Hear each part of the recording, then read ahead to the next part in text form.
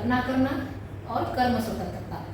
तो कल्पनाशीलता यानी कि हम कुछ भी कल्पना करते हैं, है ना। चिड़िया को देख के हमको लगता है हम भी आसमान में उड़ सकते हैं, क्या ये कल्पना ही है? पानी में तैरने की कल्पना, हवा में उड़ने की कल्पना, कल्पना कुछ भी हो सकती है। कल्पना सही भी हो सकती है, गलत भी हो सकती है। आप कल्पना में किसी का मर्डर भी कर सकते हो, कल्पना में किसी के घर में चोरी कर सकते हो, कल्पना में आप भगवान भी बन सकते हो, है ना। कल्पना में आप चमत्कार भी कर सकते हो। तो कल्पना करने का अधिकार हमको है। तो मानव कर्म स्वतंत्रता और कल्पनाशीलता जो है वो उसके अंदर में प्राप्त है ही, उसको अलग से कमाने की जरूरत नहीं है। हम मानव जन्म लिए हैं यानी ये स्वतंत्रता हमारे अंदर है ही। तो बच्चे के अंदर में भी जन्म लेते ही उसमें वो कल्पनाएं आ जाती है, उसके आधार पर वो चीज़ों को देखता है। अब बात ये है कि ये कल्पना, प्रॉब्लम कहाँ पर है? हम इस कल्पना का सदुपयोग कर रहे हैं कि दुरुपयोग कर रहे हैं। तो कई लोग अपनी पूरी एनर्जी, पूरी ताकत अपनी कल्पना को गलत उपयोग में भी लगा दिए, है ना। कई लोग जो हैं वो अपनी कल्पनाशीलता को मानव कल्याण के लिए भी लगा दिए। तो आप इस कल्पना के माध्यम से आप क्या सोच रहे हो? मारकाट सोच रहे हो या शांति सोच रहे हो? आप मानव कल्याण सोच रहे हो या स्वार्थ सोच रहे हो?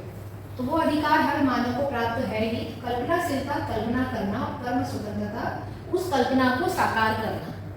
तो जो भी हम कल्पना करते हैं उसके पीछे उद्देश्य क्या रहता है? सुख।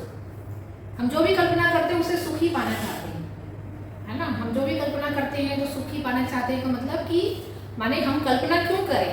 तो कल्पना इसलिए आ रही है, कल्पना इसलिए कर रहे हैं क्योंकि मैं सुखी होना चाहता हूँ। तो इसलिए हम उस हिसाब से हम कल्पना करते हैं। तो कल्पना में भी हम अपने सुख को फैला करके देखते हैं कि मैं कौन सी कल्पना से खुश हो सकता हूँ, है ना।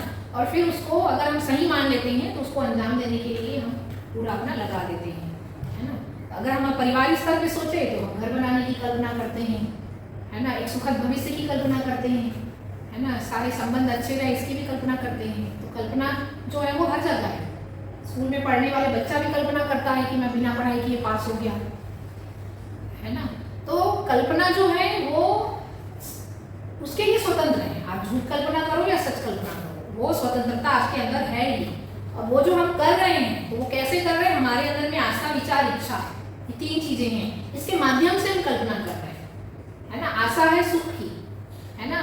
तो विचार और जो इच्छा हो रही है उस सुख को पाने की, उस सुख को पाने के लिए फिर हम जो कर रहे हैं उसको विचार बोल रहे हैं, है ना। अब इच्छा हुई कि वहां घूमने जाना है तो इच्छा को पूरा भी करना पड़ेगा। तो घूमने जाने के लिए प्लानिंग करना पड़ेगा, टिकट लेना पड़ेगा, 4 लोग को इकट्ठा करना पड़ेगा, तो उसके लिए विचार आएगा। तो इच्छा को पूरा करने के लिए किए गए प्रयास का नाम है विचार। तो जो इच्छा आती है उस इच्छा को पूरा करने के लिए जो हम कोशिश करते हैं, जो प्लानिंग करते हैं, जो प्रयास करते हैं, उसका नाम है विचार। तो इस तरह से आशा, विचार, इच्छा, ये तीनों को संयुक्त अभिव्यक्ति का नाम है कल्पना। तो कल्पना किसको बोलेंगे? जहाँ आशा, विचार, इच्छा, सुख से जीने की आशा है, उसके लिए कोई एक इच्छा है और उस इच्छा को पूरा करने के लिए प्रयास है, उसका नाम है विचार। तो इन तीनों का एक नाम है कल्पना, कल्पना करना।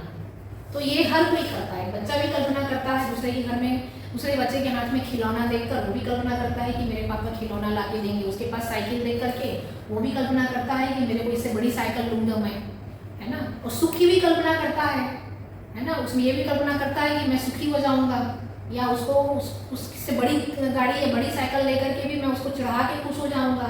तो ये सब है ना। तो इस तरह से कल्पना करना ये मानव में है ही। उसको साकार करना, उसको हम कर्म स्वतंत्रता बोल रहे हैं। आप स्वतंत्र हैं कि आप उस इच्छा को कैसे पूरी करो।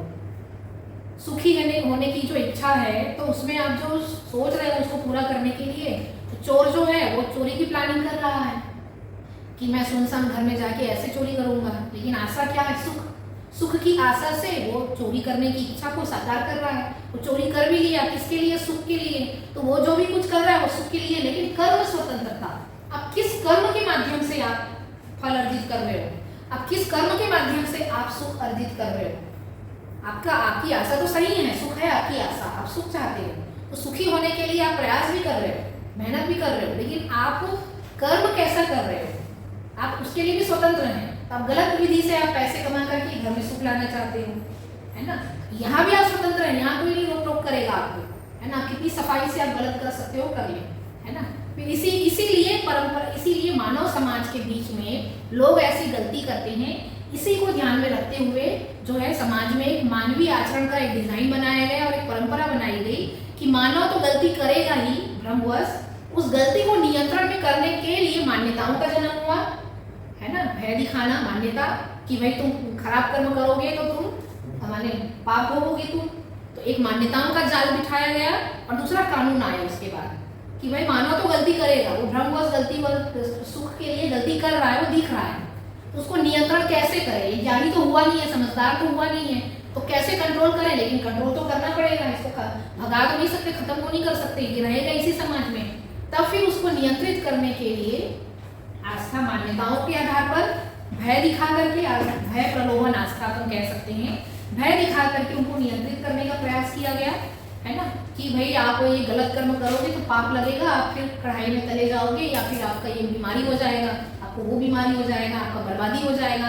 तो वो पाप पुण्य के आधार पर उसको डराना, आस्था के आधार पर, और कुछ कानून के आधार पर डराना, कुछ प्रलोभन के आधार पर कि तुम देखो माने परंपरा में इतनी अच्छी चीजें तो है कि गलती को रोकने के लिए वो अपने विधि से कुछ किए हैं, प्रलोभन दिखा करके कि देखो तुम गलती नहीं करोगे ना तो तुमको यही नाम मिलेगा, तुम अच्छा करोगे तो यही नाम मिलेगा, माने गलती नहीं करोगे तो और अच्छा करोगे तो वो प्रलोभन दिया गया कि भाई हो सकता है इंसान प्रलोभन से सुधर जाए, हो सकता है भय से नियंत्रित हो जाए, है ना, हो सकता है वो आस्थावश नियंत्रित हो जाए।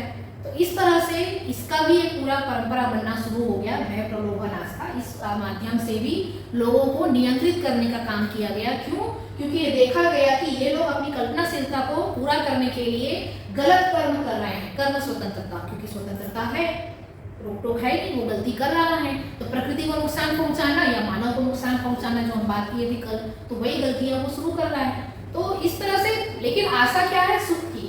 तो हम ये देखते हैं कि मानव कर्म करते समय, है ना, इसीलिए हमें दो नाम दिया है, भ्रमित और जागृत। भ्रमित यानी ऐसा मानव जो अज्ञानी है, जिसको समझ नहीं है ना, ज्ञानी नहीं है ना, समझ नहीं है, भ्रमित है, बेवकूफ है, गलती करने वाला है। तो मानव कर्म करते समय स्वतंत्र है, फल भोगते समय परतंत्र है।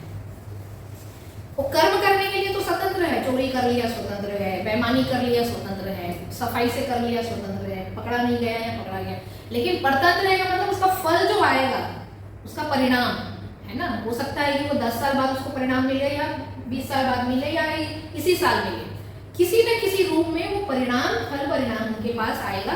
तो वो जो फल है ना, वो उसके हिसाब से नहीं आएगा। उसका फल क्या है? वो क्या फल की आशा में ये कर्म किया था? क्या फल की आशा में कर्म किया था बताओ? सुख, है ना, सुख शांति के, है ना, फल के रूप में उन्होंने ये कर्म किया। तो फल के लिए परतंत्र है। अब जरूरी नहीं है कि उसका कर्म उसको सुख ही देता रहेगा, वो दुख भी दे सकता है। दुख किसी भी रूप में हो सकता है, व्यवहार संबंध परिवार के रूप में हो सकता है, शरीर बीमारी के रूप में हो सकता है, कोई अनहोनी के रूप में हो सकता है, वो किसी भी रूप में हो सकता है। इसीलिए कहा गया कि भ्रमित मानव कर्म करते समय स्वतंत्र एवं फल भोगते समय परतंत्र है। कर्म तो कर लिया, लेकिन फल जो है वो उनके अनुरूप नहीं आएगा। तो नियम भी है, अब गलत किए हो तो गलत रिजल्ट मिलेगा, गलत कर्म किए हो तो गलत फल मिलेगा, तो गलत किया है तो गलत वापस मिलेगा, है ना। तो उसके आधार पर कह रहे हैं कि वो फल भोगते समय परतंत्र है। फिर आता है जागृत मानव कर्म करते समय स्वतंत्र, फल भोगते समय भी स्वतंत्र है। जागृत यानी समझदार मानव, समझदार आदमी गलती करेगा ही नहीं, और जो भी कर्म करेगा सही करेगा। तो जब सही कर्म करेगा तो सही फल मिलेगा। तो सुख के लिए सही कर्म किया तो उसके जीवन में जो वापस आएगा रिटर्न, वो सब सही ही वापस आएगा किसी भी रूप में। तो वो जो सही रिटर्न होगा तो वो सुखी होगा। इस तरह से अगर हम समझदारी से सही तरीके से जीते हैं और कर्म करते हैं तो उसका फल हमको जो है वो सही ही मिलता है। तो ये श्री नागराज जी हैं जो मध्य दर्शन की प्रणेता है, वो कह रहे हैं कि मानव कर्म करते समय स्वतंत्र और फल भोगते समय परतंत्र है, भ्रमित मानव।